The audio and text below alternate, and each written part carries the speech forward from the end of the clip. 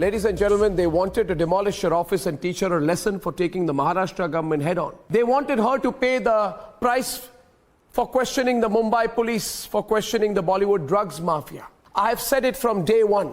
Kangana Ranaut is absolutely right.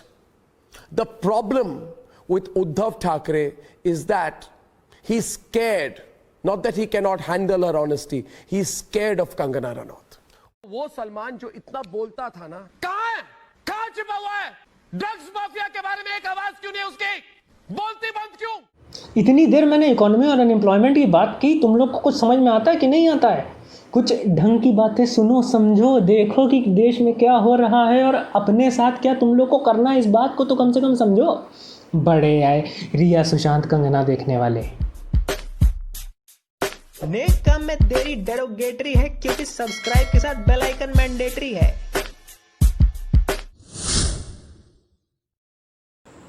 We see that there is no true dedication or honesty in the current democratic system. ऐसा हम लोग देख रहे हैं कि जो law है it is not the same for all. There are certain students being booked for delivering hate speeches, a recent example of which is Umar Khalid.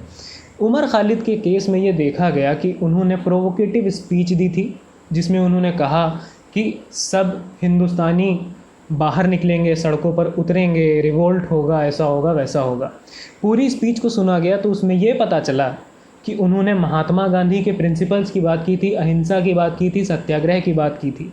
मगर इसको जब मीडिया ने पेश किया तो उन्होंने कुछ ऐसे रखा कि उसमें सिर्फ वही पार्ट दिखाई दिया जिसको सुनकर लग रहा था कि हाँ ये एक भड़काऊ स्पीच है।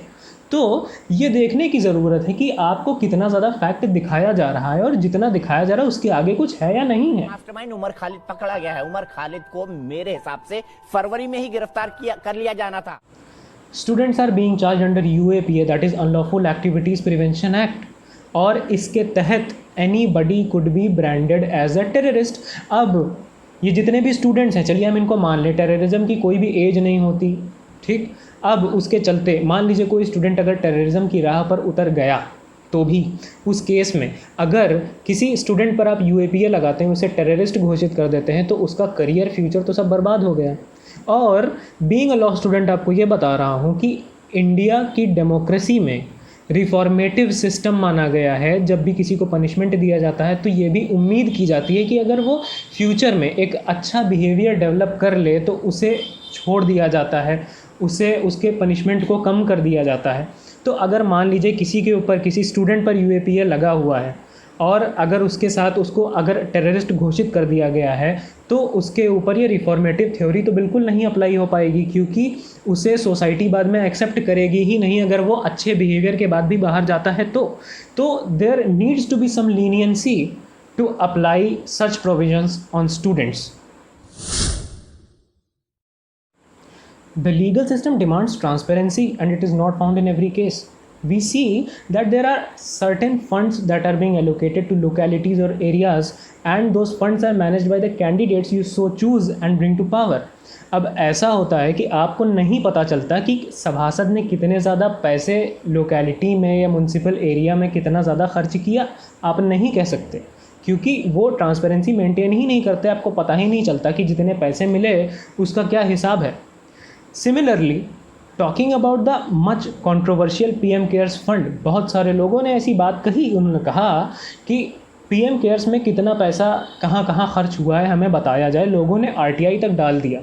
बहुत सारे लोग हैं जिन्होंने PM Cares के लिए कुछ भी नहीं कहा और वो अपने PM पर भरोसा करते हैं और वो बड़ी अच्छी बात है, लेकिन फिर भी एक जानकारी होना ज़रूरी है। तो जिन्होंने RTI डाला उन्हें ये बात पता चली कि ये ट्रस्ट के तौर पे बनाया गया है, it is a private trust and the details could not be revealed. अब कमाल की बात यह है कि हमारे प्रधानमंत्री जी की इमेज ही कुछ ऐसी है कि उन पर इतने ज़्यादा लोग भरोसा करते हैं कि उनको लगा कि जितना भी पैसा खर्च होगा वो उसकी एक एक पाई का हिसाब वो देंगे, मगर लोगों को वो नहीं पता चला। दूसरी बात, जब PM केयर्स फंड में कंट्रीब्यूट करने का, डोनेट करने का जो पोर्टल खुल रहा था उसमें साफ साफ ये बात लिखी थी, मगर उसे लोगों ने नहीं पढ़ा। उन्होंने बस यही पढ़ा कि डोनेशन का बटन कहाँ दिया हुआ है। उसके चक्कर में वो लोग अब RTI के लिए परेशान हैं और ये सोच भी रहे हैं कि पैसा कहाँ कैसे खर्च होगा, इसका कोई हिसाब है ही नहीं। Also, for your information, it has been said, it has been considered, it has been presumed by the Indian judiciary कि आपको लॉ पता होना चाहिए. Every citizen is deemed to know the law.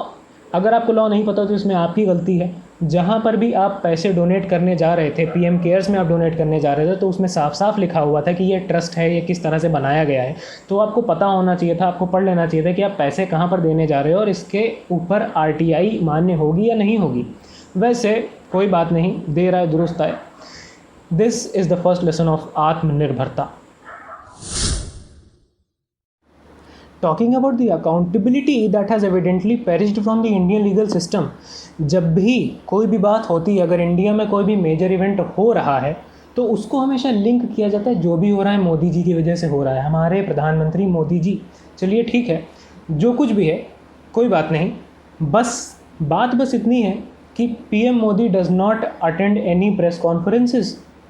साथ में अगर हम लोग देखें टीवी न्यूज़ के जो डिबेट्स हो रहे हैं, डिबेट्स तो कॉमेडी सर्कस बन चुके हैं. उसमें आप अक्सर देखेंगे कि वहाँ पर संबित पात्रा साहब बैठे होते हैं और साथ में किसी को भी बुला लिया जाता है, किसी भी देश के या दुनिया के किसी भी कोने से आदमी बुला लिया जाता है और उसको वो एटिकेट सिखाते हैं कि ऐसे बात ना करिए, वैसे बात ना करिए. ये सब चीज़ें हुआ करती हैं और लोग हंसना शुरू कर देते हैं. नहीं, आपके बच्चे भी आपकी तरह गिद्ध ही होंगे. आपके और आपके गिद्ध बच्चे जो है उनको लेकर आप जाइए, मंडराइए वहां पर, अभी मुझे बोलने दिया जाए.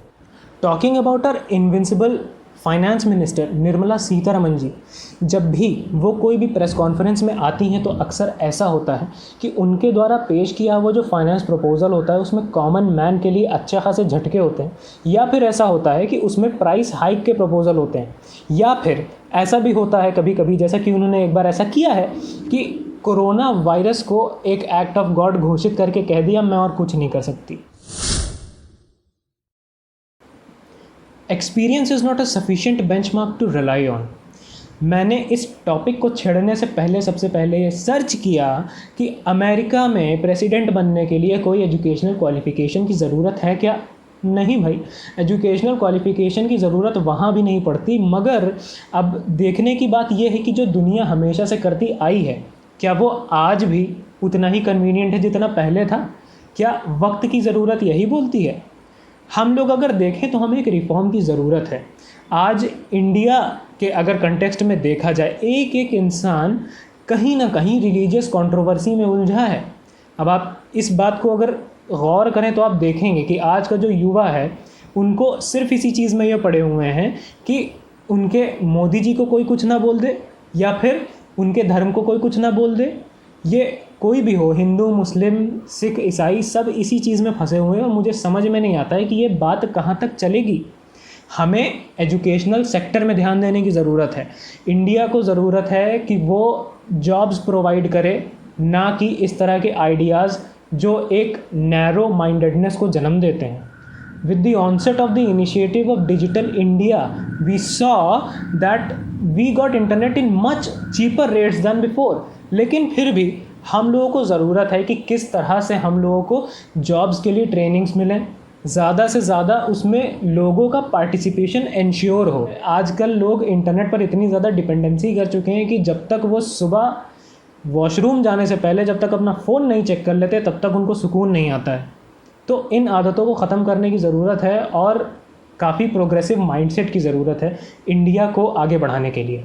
Also, we need to have minimum educational qualification criterion for ministerial positions. Now you see that how disgusting it is to be an IAS, IPS और IFS officer.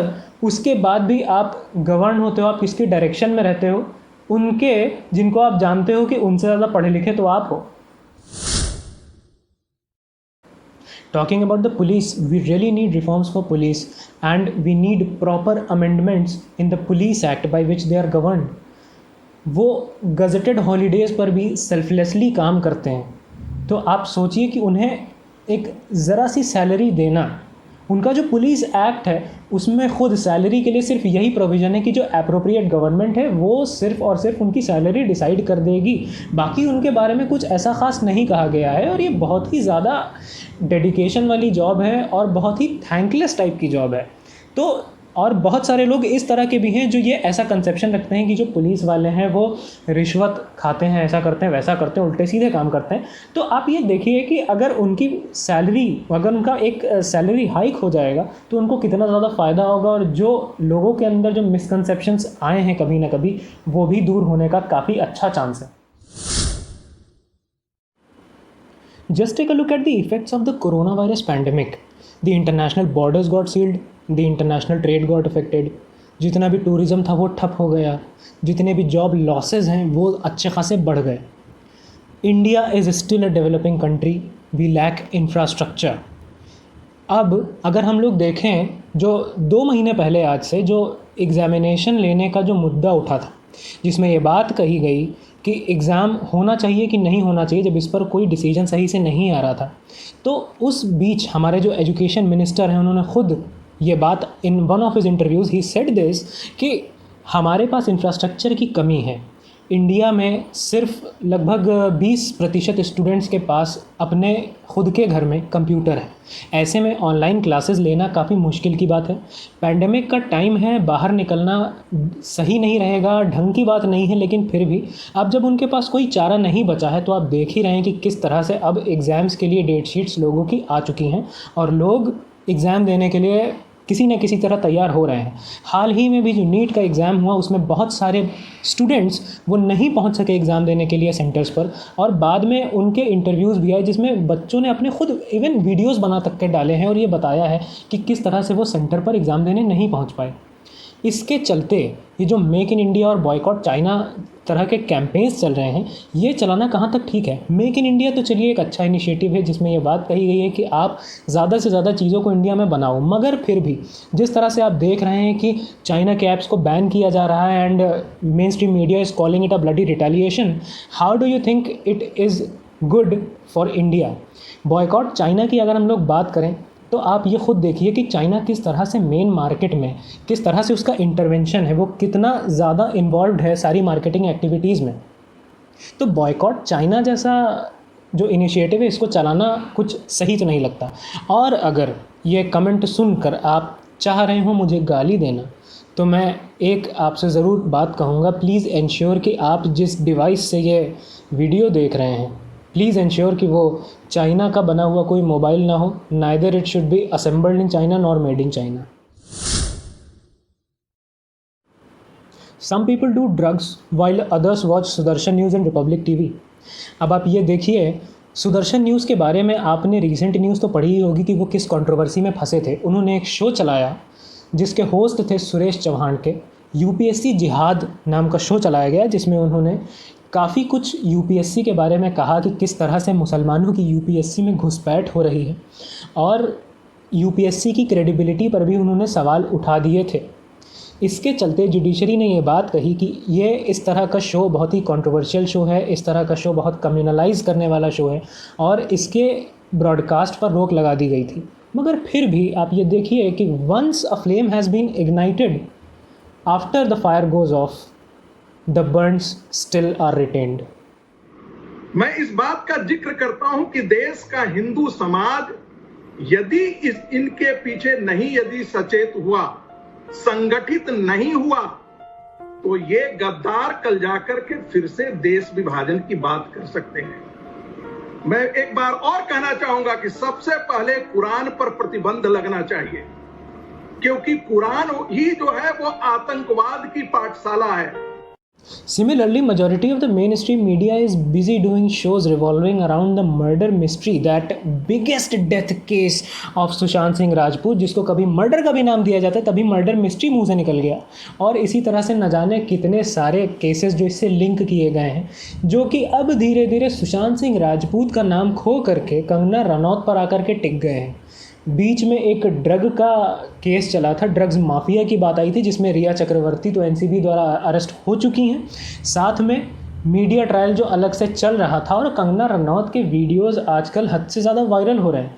मीडिया के पास एक ही काम बचा है कि वो कंगना रनौत को आईजीटीवी पर फॉलो करता है। इंस्टाग्राम से जितना भी आईजीटीवी का जो डेटा कंगना रनौत उस पर डालती हैं, वो सारे वीडियोस से सारी इन्फॉर्मेशन निकाल करके मेन स्ट्रीम मीडिया पर, नेशनल टेलीविज़न पर ब्रॉडकास्ट होता है और उससे खबरें बनाई जाती हैं।